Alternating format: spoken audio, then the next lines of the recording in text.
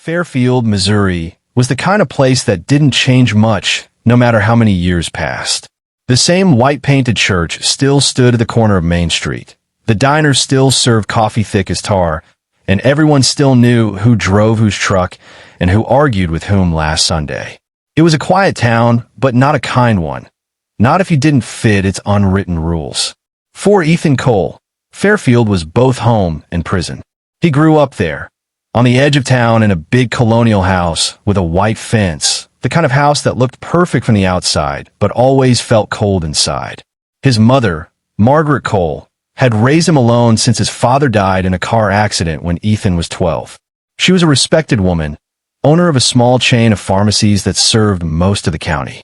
To the people of Fairfield, she was Mrs. Cole, sharp, disciplined, the kind of woman who ran her business and her life with an iron hand. At home, she expected the same obedience. Ethan learned early that disagreement wasn't a word you used around his mother. Everything in the Cole household was measured: grades, posture, reputation, even emotion. Margaret used to tell him, "People like us don't get second chances, Ethan. We set the example." He didn't always know what that meant, but he knew that every decision he made was somehow a reflection of her. Fairfield worship tradition. It was a place where last names mattered more than kindness, and where difference, of any kind, was treated like a stain that needed scrubbing. Old prejudices ran deep, passed down at dinner tables, and whispered in church pews. Margaret never said she was racist, but the way she talked about the kind of people who were different from them was enough for Ethan to understand where her lines were drawn. Yet Ethan was different. Even as a child, he'd been curious about the world beyond their small-town limits.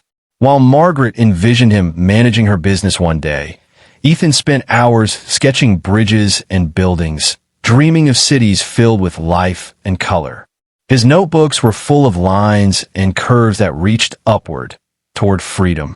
In high school, his teachers called him the quiet one, but his art spoke loudly. He won a statewide architecture scholarship and, against his mother's wishes, chose to attend St. Louis University instead of staying close to home. "Architecture is for dreamers," she'd said coldly when he showed her the acceptance letter. "Dreamers don't survive in the real world." Ethan didn't argue. He just packed his bags, hugged her goodbye, and promised to call every Sunday. But deep down, he knew leaving Fairfield wasn't just about school. It was about breathing for the first time. Still, Fairfield had a way of holding on to its people. Margaret called every week, asking about his grades, his professors, his plans. It was never small talk. Every question came wrapped in quiet judgment. "You're staying focused, aren't you?" she'd say. "No distractions?" Ethan always answered yes, even when he wasn't sure what that meant anymore. For all her control, Margaret did love her son, at least in her own way.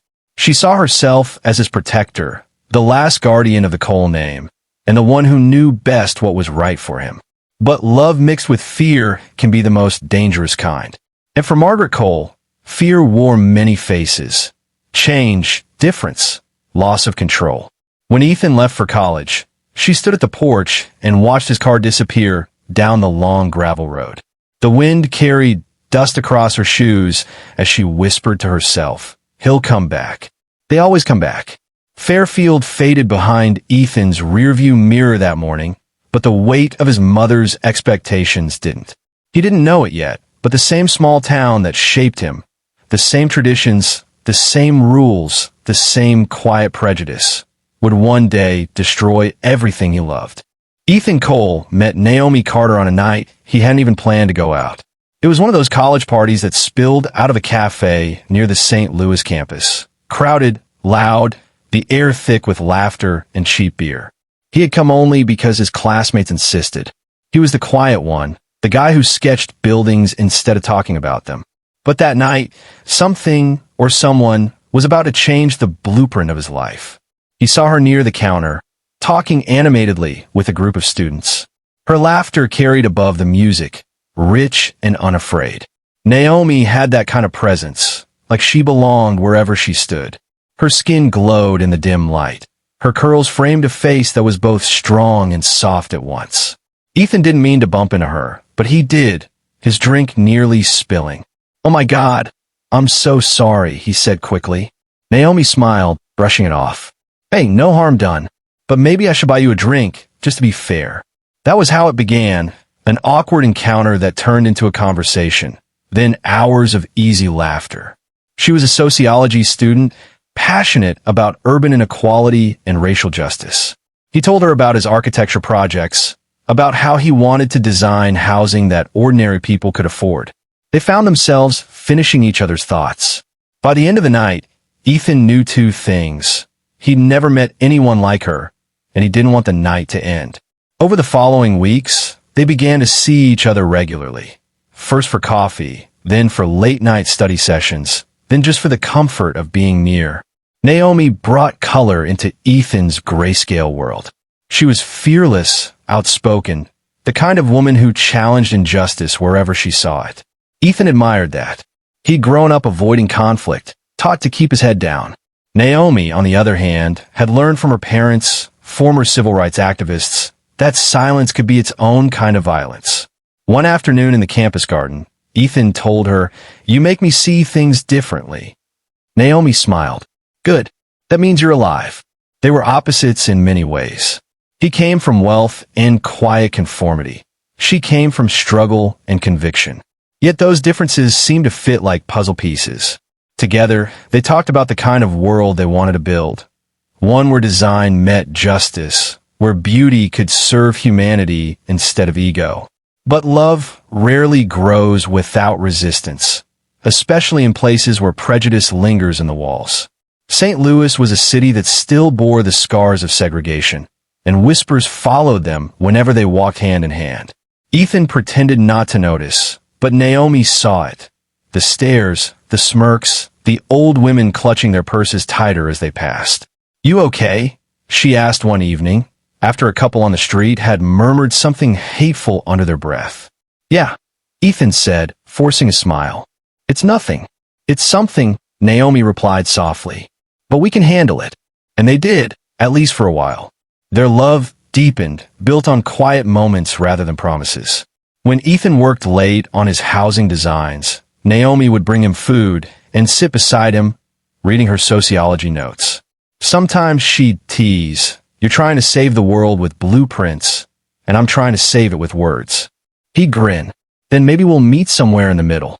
By spring, Ethan couldn't imagine his life without her. Naomi had become his muse, his compass, his calm. But deep inside, a shadow was growing. The unspoken truth that his mother, Margaret Cole, would never approve. He hadn't told her about Naomi yet. Not because he was ashamed, but because he already knew what her reaction would be. In Fairfield, difference wasn't something to be embraced. It was something to be corrected. And though Ethan was miles away from that town, he could still feel its cold breath on his neck. Naomi noticed his unease one night as they sat by the Mississippi River, watching the city lights shimmer on the water. "You look like you're carrying something heavy," she said. He hesitated. "It's just my mom. She's not exactly open-minded." Naomi's gaze softened. "Then we'll deal with her when the time comes. Love's supposed to be bigger than fear, right?" Ethan nodded, wishing he believed that as much as she did.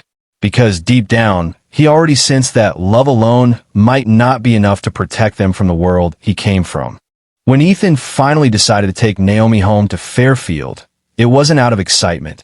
It was necessity. His mother had been asking questions for weeks, her tone tightening with every phone call. "You've been distracted lately, Ethan. Who is she?" Margaret Cole had a way of making curiosity sound like an interrogation. Ethan knew there was no easy way to introduce Naomi, but he hoped, foolishly, that his mother might surprise him. They drove the 2 hours from St. Louis on a warm Saturday afternoon. Naomi wore a simple blue dress and a nervous smile. "So," she asked lightly, "what's your mom like?" Ethan kept his eyes on the road. "She's complicated, strong, opinionated, and she likes things a certain way. Just don't take anything personally." Naomi laughed, trying to cut the tension. "I'll be on my best behavior. Don't worry." But worry was all Ethan could do. The moment they pulled into the long driveway of the Cole estate, Naomi's smile faltered. The house loomed ahead, white, immaculate, with trimmed hedges that looked like they'd been measured with a ruler. Every detail whispered control. Margaret was waiting at the door when they arrived, arms crossed, her face unreadable. She looked exactly as Naomi had imagined, poised, elegant, and cold. "Mother," Ethan began, forcing a smile. "This is Naomi Carter." Margaret extended her hand. "Naomi, it's nice to meet you." Her voice was polite, but her eyes said everything. A flicker of judgment, quickly disguised behind a thin smile. Naomi caught it instantly. She'd been in enough rooms like this before to recognize what it meant. Inside, the house felt like a museum, perfectly arranged but lifeless. Margaret led them to the dining room, where a full meal was already set. Roast beef, green beans, crystal glasses that gleamed under the chandelier. "It's lovely," Naomi said sincerely. Margaret tilted her head. "I like order. It keeps life predictable." They sat. Ethan tried to keep the conversation light, asking about old neighbors, his mother's business, anything to fill the silence. Margaret smiled occasionally, but her gaze kept drifting toward Naomi, studying her every move, the way she held her fork, the way she spoke, even the way she breathed. "So, Naomi," Margaret said suddenly, "Ethan tells me you're studying sociology. That's interesting. What do you plan to do with that degree?" Naomi hesitated only a moment. "I want to work with nonprofits, help low-income families access education and housing." Margaret's smile froze. "How noble. Though I imagine that doesn't pay very well, does it?" Ethan's stomach tightened. "Mom." "Oh, I'm just asking," Margaret replied smoothly. "It's a tough world out there. Practicality matters." Naomi met her gaze calmly. "Sometimes purpose matters more." The table went quiet. Ethan felt the air thicken like fog. His mother's eyes hardened, just for a second, before she forced another polite smile. After dinner, Naomi offered to help clear the plates, but Margaret waved her off. "No, dear, I'll handle it. You're a guest." Her tone carried a weight that didn't sound like kindness. While Naomi stepped outside for a breath of air, Ethan confronted his mother in the kitchen. "Why are you doing this?" "She's trying." Margaret didn't look up from the sink. "Ethan, this isn't about her trying. It's about you thinking this can work. You and I both know it can't." He frowned. "Because she's black?" Margaret turned slowly, her expression cool. "Because she's not us. Because she doesn't understand what it means to be part of this family. And she never will." Ethan's jaw clenched. "You don't even know her." "I know enough," she said quietly. When Naomi returned, she sensed the tension instantly. Margaret's smile was back in place, but it was the kind of smile that never reached the eyes. She thanked Naomi for coming, wished her the best of luck, and walked them to the door. The drive back to St. Louis was silent. Naomi stared out the window, her hands folded in her lap. After a long while, she said softly, "She hates me." Ethan shook his head. "No, she just doesn't understand." But even as he said it, he knew it was a lie. Margaret Cole didn't misunderstand. She refused to. And as the lights of Fairfield disappeared in the rearview mirror, Ethan felt something heavy settle in his chest. The realization that his love and his loyalty were on a collision course. And one day, something, or someone, was going to break. The weeks that followed that disastrous dinner felt like walking through fog. Ethan tried to pretend things were normal. Calls with his mother, weekends with Naomi, long nights spent working on his architecture project. But beneath the surface, something had shifted. Fairfield wasn't just a town he'd left behind anymore. It had followed him, wearing his mother's voice. Margaret Cole didn't shout, didn't threaten. She never had to. Her power was subtler than that. Sharp words whispered with perfect calm, each one designed to make Ethan doubt himself. The next time she called, she didn't ask about Naomi at all. She just said, "I hope you're staying focused, Ethan. Distractions can ruin even the most promising future." He knew what she meant. He also knew arguing would only feed her need for control. So he stayed quiet, nodding into the phone like a guilty child. Silence became their new battleground. Margaret's circle of friends in Fairfield, women who wore pearls on Sundays and still spoke about proper families, began to whisper too. Over tea and pound cake, they clucked their tongues and shook their heads. "He's seeing one of them," one of them murmured. Margaret would smile politely, feigning discomfort. I've tried to talk sense into him," she'd say, her voice dripping with wounded grace. "But boys will be boys." Behind closed doors, her tone hardened. To her, Naomi wasn't a girl in love with her son. She was a threat. Margaret's control over Ethan had been her last remaining purpose. Without it, she was just a widow clinging to an image of a world that no longer existed. And she couldn't stand that thought. Ethan started noticing odd things. His mother calling at strange hours. Conversations that cut off the second he asked questions. The few times he visited Fairfield, she always seemed distracted, on her phone, whispering in corners. "Business matters," she'd say dismissively. But her eyes betrayed something else. Unease, calculation, maybe even fear. Naomi felt the tension too. She didn't push, but she knew. One evening, she found Ethan sitting at the edge of her bed, his head buried in his hands. "She's never going to accept us," he said quietly. "Not because of who you are, but because of what she refuses to see." Naomi reached for his hand, then stopped trying to make her see. Love doesn't need permission. He smiled weakly, but he couldn't let go of the guilt. In Margaret's world, love was duty, and duty was law. Disobedience wasn't just rebellion, it was betrayal. Back in Fairfield, Margaret's obsession grew. Every time she saw Ethan's name flash on her phone, and he didn't mention the breakup she hoped for, resentment carved itself deeper into her heart. In her mind, Naomi had stolen her son, taken him from the safe, structured life she'd built for him. Her calls became more frequent, her tone more brittle. "You're making a mistake, Ethan," she said one evening. "That girl doesn't belong with you. She'll ruin your future." He hung up before she could finish. It was the first time he'd ever done that. Margaret sat alone in her kitchen, staring at the silent phone, her jaw tight. For the first time in years, she realized her words no longer carried weight.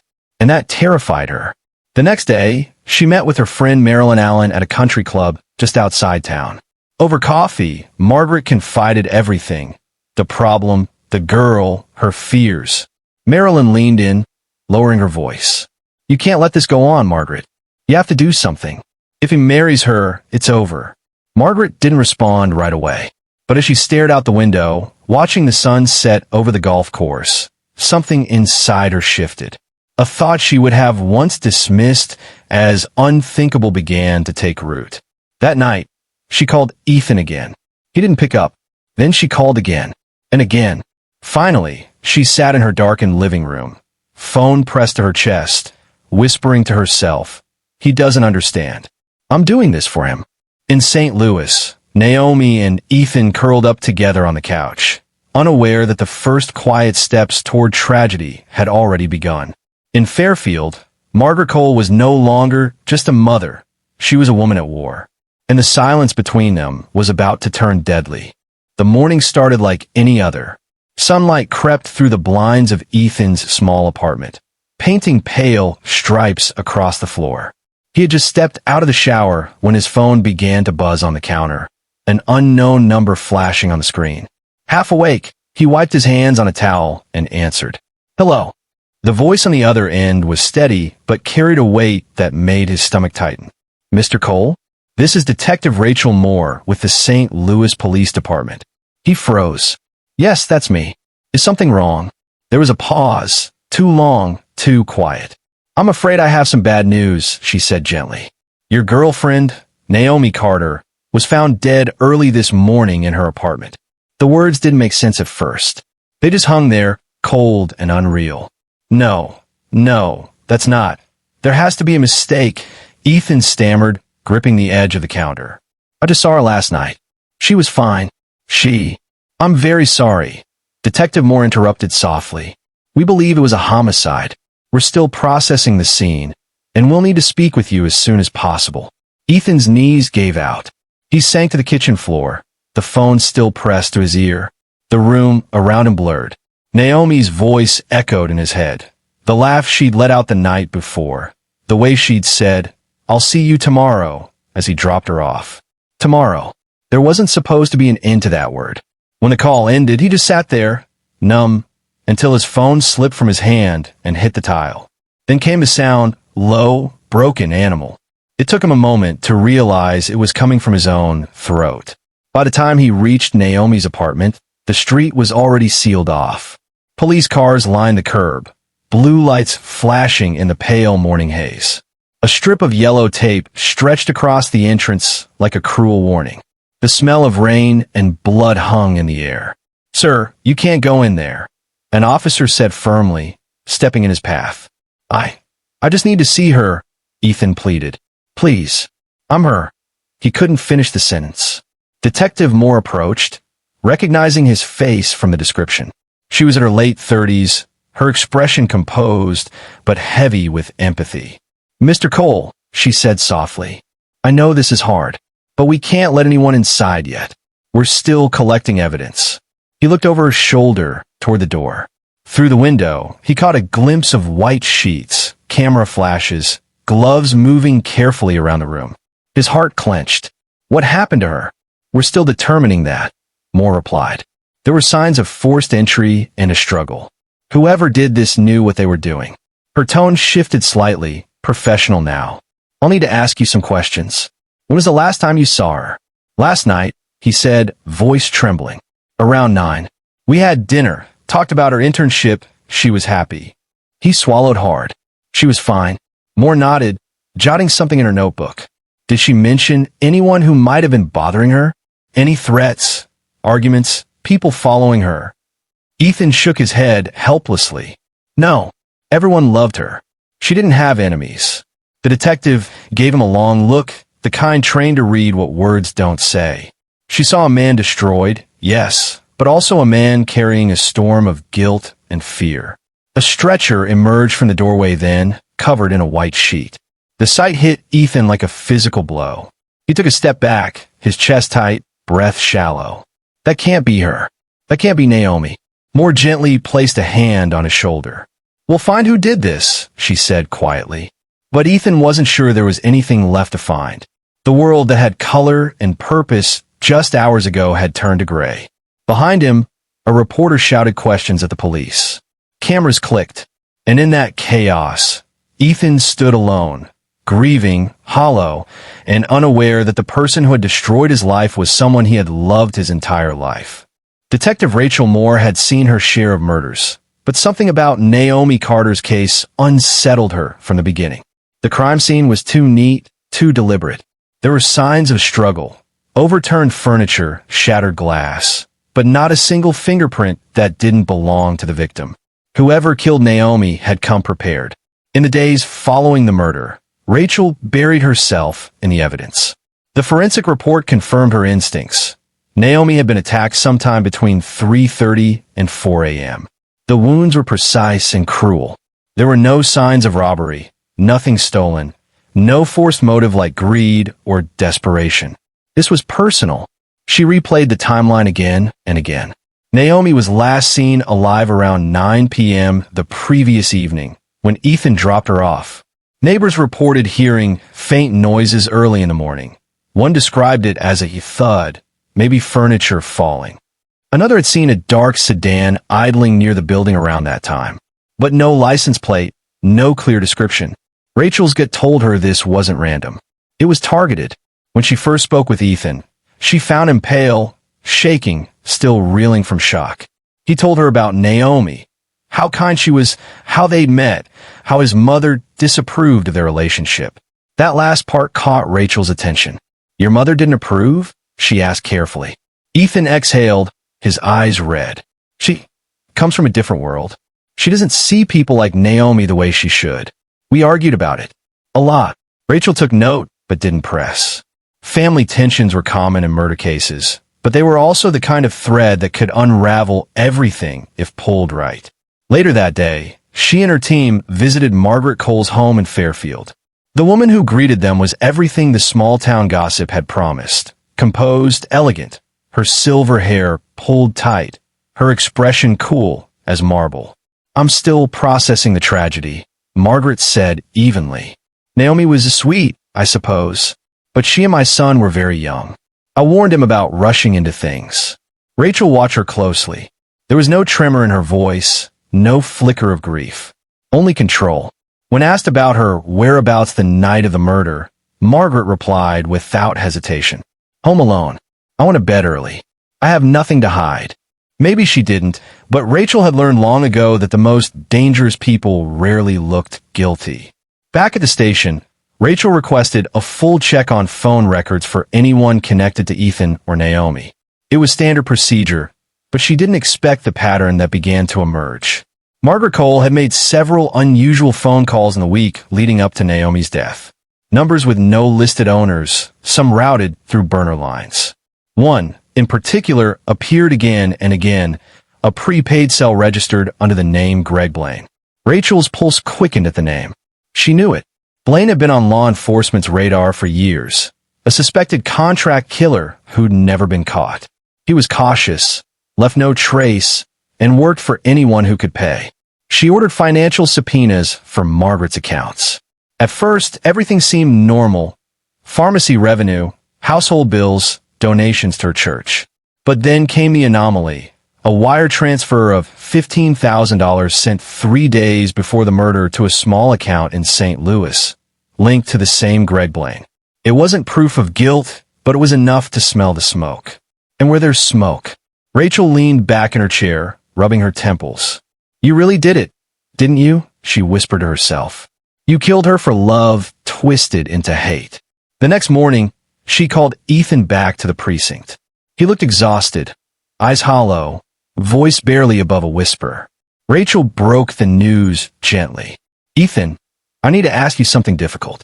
Did your mother know where Naomi lived? He hesitated. Yes. She'd been there once, followed us. Actually, she said she just wanted to make sure Naomi wasn't taking advantage of me. Rachel's jaw tightened. I see. Ethan frowned. Wait, why are you asking? You think my mother had something to do with this? She didn't answer right away. I think your mother loved you in a way that left no room for anyone else. And I think we need to find out just how far she was willing to go. Over the next 48 hours, Rachel's team worked nonstop. They traced the burner phone's location data. It had pinged near Naomi's apartment the night of the murder. The circumstantial evidence was now becoming a web, and Margaret Cole was right in the center of it. On the third day, Rachel got the call she'd been waiting for. Forensics found a partial shoe print near the back window of Naomi's apartment, consistent with a rare Italian loafer brand, the same model sold in an upscale St. Louis boutique. The purchase records? A week earlier, in the name of Greg Blaine, paid in cash. That was the final thread. Rachel hung up the phone, staring at the board filled with notes, photos, and red string. She thought about the coldness in Margaret's eyes, the way she'd said tragedy, as if she were talking about a broken vase. There was no tragedy here. There was intent. As she reached for her coat, Rachel said quietly to herself, time to pay a visit to Fairfield. She didn't know yet if Margaret would confess.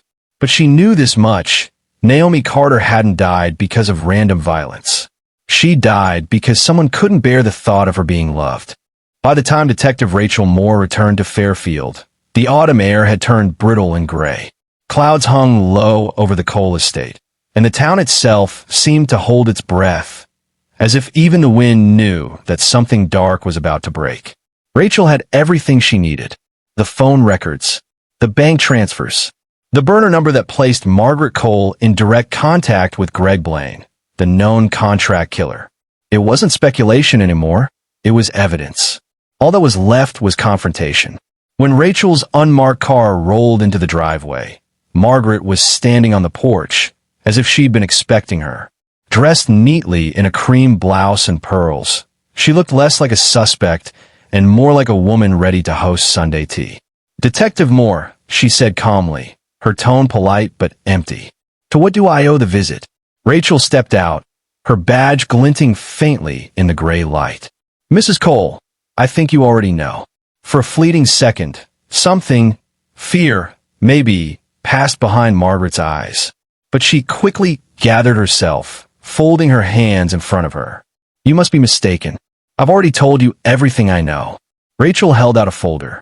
We have records of your calls to a man named Greg Blaine. We have evidence of money transferred from your personal account to his. 3 days before Naomi Carter's murder. Margaret's expression didn't change, but her fingers tightened slightly. That's absurd. I don't know anyone by that name. Rachel's voice remained steady, almost gentle. We traced the burner phone, Mrs. Cole. It was active near Naomi's apartment the night she was killed. And that same phone was in Fairfield the following morning, right outside this house. The silence stretched long and thin. The only sound was the faint rustle of dead leaves scraping across the driveway. Finally, Margaret spoke. You think I'm some kind of monster, she said quietly. But you don't understand what she was doing to him. To my son. She was pulling him away from everything good in his life. From the life I built for him. Rachel met her eyes. She loved him. That was her only crime. Margaret's lips tightened. Love? She said, her voice sharpening. Love doesn't destroy families. Love doesn't turn sons against their mothers. Rachel took a step closer. No, but hatred does. Behind her, a car door slammed. Ethan had arrived. Uninvited, unprepared, but unable to stay away after hearing that detectives were at his mother's house again. He froze at the sight of police officers gathered in the yard, their expressions grim. Mom! His voice cracked as he walked up the steps. What's going on? Margaret turned toward him, her composure finally faltering. Ethan, sweetheart, she began softly. This woman is mistaken. She's saying terrible things. Mrs. Cole, Rachel interrupted firmly. You are under arrest for the murder of Naomi Carter, committed through the hiring of Greg Blaine. You have the right to remain silent.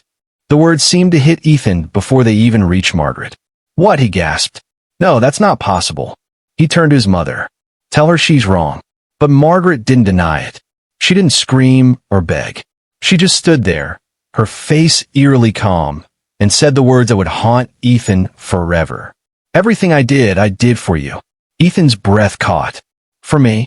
She would have ruined you, Margaret continued, her voice trembling but steady. You don't know what kind of people they are, what they want. I had to protect you. Ethan took a step back, shaking his head as tears blurred his vision. You killed her, he whispered. You didn't protect me. You destroyed me. As officers moved in to cuff her, Margaret didn't resist. She looked at her son one last time, her voice almost tender. One day, you'll understand. I already do, Ethan said through clenched teeth. You're everything I never wanted to become. Rachel watched silently as Margaret was led to the waiting car. The woman's pearls glimmered in the dim light, a grotesque contrast to the reality of her crime. The town matriarch, the respected business owner, the woman everyone admired, was now just another name on a police report. When the car door closed, Ethan stood motionless on the porch, staring into the empty space where his mother had been. Rachel approached him quietly. I'm sorry, she said. I wish the truth didn't hurt this much. Ethan nodded, eyes hollow. It's not the truth that hurts, he murmured. It's realizing the person who raised you was the one who killed everything you loved. The patrol cars rolled away, their sirens low and distant, fading into the gray Missouri dusk. And for the first time in his life, Ethan Cole felt truly alone. Not just without Naomi, but without the mother whose love had turned into something far more terrifying.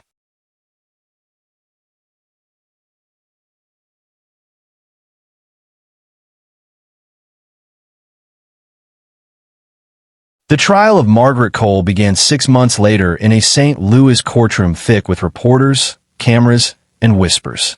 What had once been a family tragedy had turned into a state headline. Respected businesswoman charged in hate-fueled contract killing. The people of Fairfield came to watch from the gallery, their faces pale and uncertain. They had known Margaret as the woman who donated to church drives and gave scholarships to local students. None of them could reconcile that image with the one sitting at the defendant's table, a woman in a gray suit, hands folded, eyes hollow but unyielding. Ethan Cole didn't attend the first day of the trial. He couldn't. Just walking past the courthouse made him feel like the walls were closing in. When he finally did step inside weeks later, he took a seat in the back, far from the cameras, wearing the same black suit he had worn to Naomi Carter's funeral. Detective Rachel Moore took the stand early in the proceedings. She laid out the evidence with the precision of a surgeon. Phone records, bank transfers, and the damning burner phone that tied Margaret directly to Greg Blaine, the hitman who had since taken a plea deal. Blaine's testimony sealed it. He described meeting Margaret in a parking lot outside St. Louis. Her face calm, her tone businesslike. She told me it wasn't about money, he said. It was about cleaning up a mistake. The courtroom went silent. Margaret stared straight ahead, unmoved. When it was her turn to testify, her attorney advised against it, but she insisted. Taking the stand, she straightened her back and spoke with a controlled, almost regal calm. "I'm not a murderer," she began. "I'm a mother who made a decision no one else had the courage to make. My son was being led down a dangerous path, one that would destroy his future. I acted to save him." Her words rippled through the room like poison. Ethan's hands trembled in his lap. Save him? He could barely breathe. The prosecutor stepped forward. "Mrs. Cole, you paid $15,000 to have an innocent woman killed. How do you justify that?" Margaret looked at him coldly. "You can't understand because you don't have children. A parent does what they must." Rachel Moore watched from the gallery, her jaw tight. She'd seen denial before, but never so polished, never so convinced of its own righteousness. When the verdict finally came, the judge's voice cut through the heavy air. "Margaret Cole, you're found guilty of first-degree murder and conspiracy to commit murder. You are hereby sentenced to life imprisonment without the possibility of parole." The courtroom erupted. Gasps, murmurs, the snapping of cameras. Margaret didn't flinch. She simply adjusted her pearl necklace, as though preparing for a photograph. As the bailiff led her away, she turned once, her eyes finding Ethan's in the back row. For a moment, the facade cracked. "I still love you," she whispered, though no one else heard. Ethan didn't move. He didn't cry. There was nothing left inside to break. A week later, he returned to St. Louis. The city looked different now, colder, quieter. The world that had once felt full of promise was now a map of memories he couldn't escape. Naomi's apartment had been emptied, her belongings packed and sent to her family. They had invited him to the funeral, and he'd gone, though he couldn't bring himself to speak. Her mother had hugged him tightly, whispering through tears, "She loved you, Ethan. She really did." Now he stood by Naomi's grave under a sky the color of ash. The grass was still new, the flowers fresh from visitors who hadn't yet let go. He traced the letters of her name with his fingertips, whispering, "I'm sorry." In his hand, he held a rolled-up blueprint, his final project from the architecture program. It was a design for community housing, the dream they'd shared on late nights over coffee and laughter. He placed it beside her headstone, letting the wind tug at the paper. "You wanted to build something that made people feel safe," he said softly. "I'll finish it, Naomi. I promise." Behind him, Detective Rachel Moore stood at a respectful distance. She had come quietly, not as a detective, but as a witness, to grief, to survival, to the unbearable cost of hate. When Ethan turned and saw her, he gave a faint nod. "Do you ever stop thinking about the cases?" he asked. Rachel looked at the grave. "No, you just learn which ones you carry." He nodded, eyes glistening. "Then I guess this one's mine." As Rachel walked back to her car, Ethan remained by the grave. The wind moved gently through the trees, carrying the faint scent of rain and earth. He had lost his love, his family, and the innocence that once colored his dreams. But in that moment, standing over the woman who had changed everything, Ethan made a quiet vow to build something in her name. Not a monument of stone, but of kindness. Because if hate had destroyed one life, maybe love, real love, could rebuild another.